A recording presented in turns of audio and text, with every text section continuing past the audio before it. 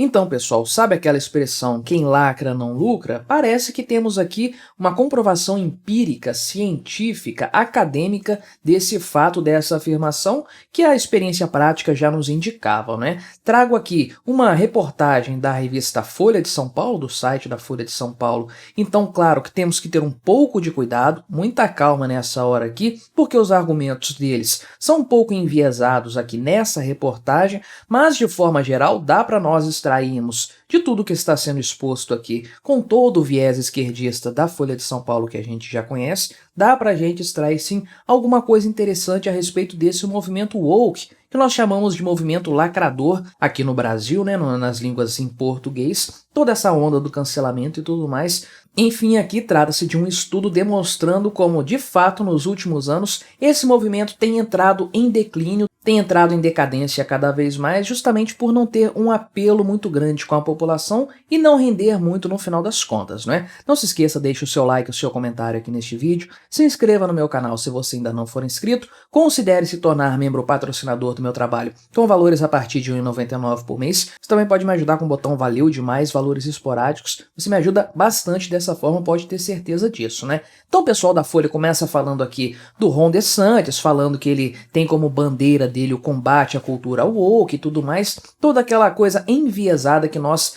já sabemos que a Folha de São Paulo tem, nada de novo nessa história aí. Porém, eles seguem aqui dizendo que, na verdade, talvez essa cultura woke que o Ron DeSantis utiliza aí como bandeira para combater, já esteja em declínio, não seja aí um inimigo tão grande a ser combatido. Então, dados recentes de pesquisas acadêmicas demonstram aí que esse termo woke, né, essa onda woke, que significa politicamente correto ou lacrador, como você preferir, pode já ter atingido o seu pico de atividade e estar atualmente no início de um declínio, né? Então, o sociólogo aqui, Musa Al-Gharbi, que é ligado à Universidade de Columbia de Nova York, que vai publicar aqui um livro ainda esse ano, provavelmente chamado We've Never Been Woke, ou Nunca Fomos Woke. Ele argumenta, então, que o enfraquecimento desse tipo de ativismo esquerdista, progressismo e tudo mais, se baseia em pesquisas que, isoladamente, aí, não poderiam ser levadas tanto a sério, mas que indicam, em conjunto, esse movimento aí, uma mudança de cenário em relação à adoção de ideias, ações e ideologias woke progressistas. Ele fez isso aqui, então, consultando plataformas de artigos científicos, procurando esse tipo de dado para ser compilado e tudo mais, e ele percebeu o seguinte aqui, né, que pesquisas com o tema aí de discriminação de raça e gênero caíram de uns anos para cá, a quantidade de pesquisas sendo feitas sobre esse tópico aí, depois de terem passado mais de 20 anos crescendo em quantidade e em número. Então tivemos no passado uma onda de crescimento desse tipo de tópico, desse tipo de assunto sendo abordado no meio acadêmico, e parece que isso foi atingido um topo disso, um pico disso em algum momento no passado, e a coisa vem decaindo de uns anos para cá, ao que indica esse levantamento feito por ele aqui. Já outro levantamento aqui feito pela FIRE, né, Foundation for Individual Rights and Expression, né, que é Fundação para Direitos Individuais e Expressão, que advoga pela liberdade de expressão em universidades americanas.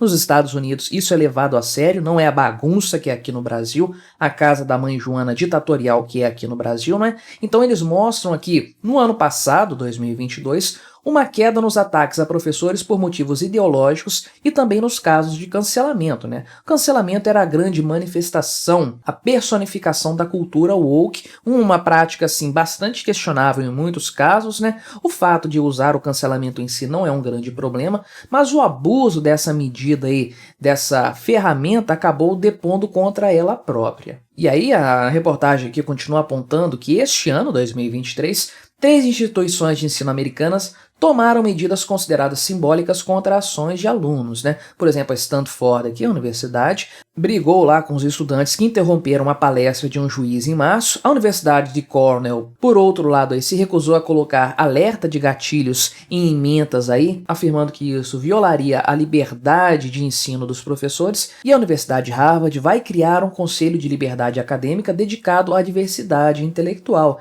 Então são 3 movimentos distintos aqui que apontam numa mesma direção, que é justamente de você acabar um pouco com essa cultura, pelo menos, né, de cancelamento pensamento de que qualquer ideia contrária tem que ser imediatamente rechaçada e criar em seu lugar uma cultura da pluralidade de ideias, que na verdade foi o que criou a universidade, a academia no final das contas. O debate de ideias, a exposição de pontos de vista diferentes, isso aí que criou todo o movimento acadêmico no final das contas, e o pessoal tá um pouco de saco cheio, ao que parece, de toda a cultura woke, do cancelamento e tudo mais, de todo esse progressismo que justamente prejudica o debate, a exposição de ideias, né? Esse pessoal woke cria todo um cenário, um conjunto de ideias que são proibidas, que são imediatamente rechaçadas por simplesmente serem expostas e tudo mais, utilizando argumentos furados para justificar essas ações. Então, como isso prejudica a própria produção de ideias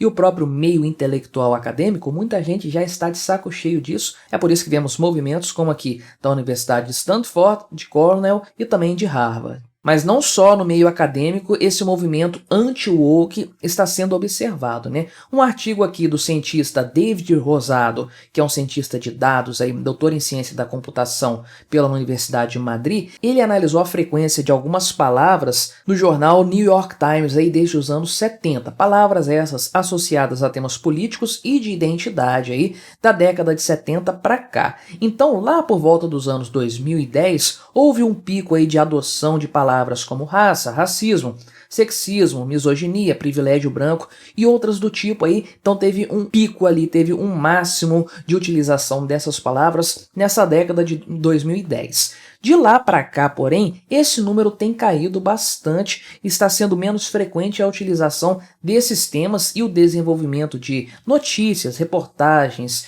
crônicas e tudo mais, esse tipo de material midiático, jornalístico aí, envolvendo esse tipo de assunto que é tipicamente progressista, tipicamente woke, umas pautas aí que são muito usadas, muito batidas por esse pessoal progressista. Por outro lado aqui, dados do Wall Street Journal mostram uma redução de 75% nos anúncios de emprego para diretor de diversidades em empresas, que é um cargo que estava muito em alta na última década. Obviamente, todo mundo percebeu que esse cargo é completamente inútil, não traz nenhum ganho efetivo para a empresa, nem mesmo na questão do marketing, da publicidade, da marca, né, de valorizar a marca como uma empresa inclusiva e tudo mais. Ninguém dava a mínima para essa história de diretor de diversidade, certamente um cargo aí executivo que ganhava muito bem e que não fazia o menor sentido existir. Então todo mundo está deixando de contratar esse tipo de inutilidade para sua empresa, algo que se reverte nos números então apresentados pelo Wall Street Journal.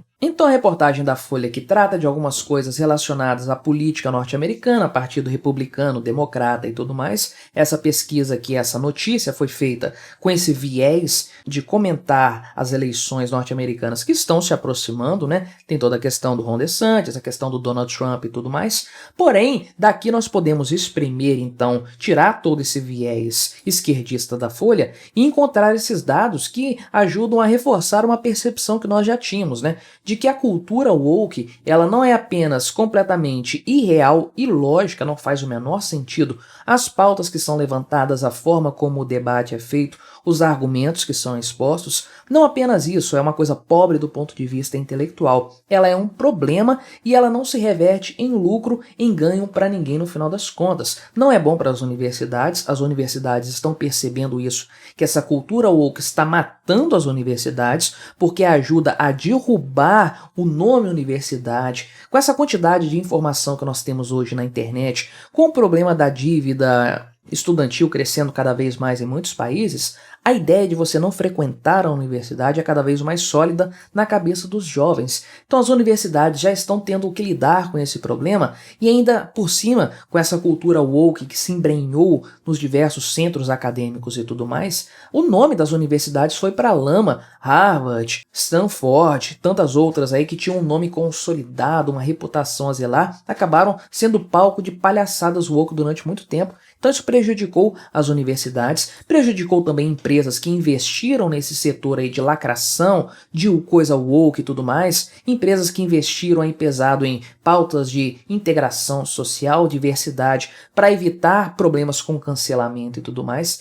e viram que isso não se reverteu em absolutamente nada, ou seja, muitas empresas hoje que preferem ser canceladas do que ficar gastando dinheiro com essa baboseira toda aí, e mesmo a grande mídia já está percebendo que temas lacradores não vendem notícia, ninguém quer comprar esse material, ninguém quer comprar essa informação jornalística que não tem fundamento nenhum, é uma coisa totalmente pautada em esquerdismo, em progressismo e não na realidade, que é o que as pessoas querem no final das contas da mídia, né? Saber a verdade dos fatos e não uma interpretação totalmente distorcida, enviesada e infectada pela ideologia woke, que é o que nós temos visto na grande mídia durante muitos anos. Parece que finalmente o que vai acabar então com essa onda woke que encheu o saco do Ocidente é a questão financeira. Realmente muita gente se dando mal, defendendo esse tipo de coisa e se arrependendo enquanto é tempo, né? Mas o que você achou dessa história? Colabore com o nosso debate, deixe o seu comentário, se inscreva no meu canal se você ainda não for inscrito e até a próxima.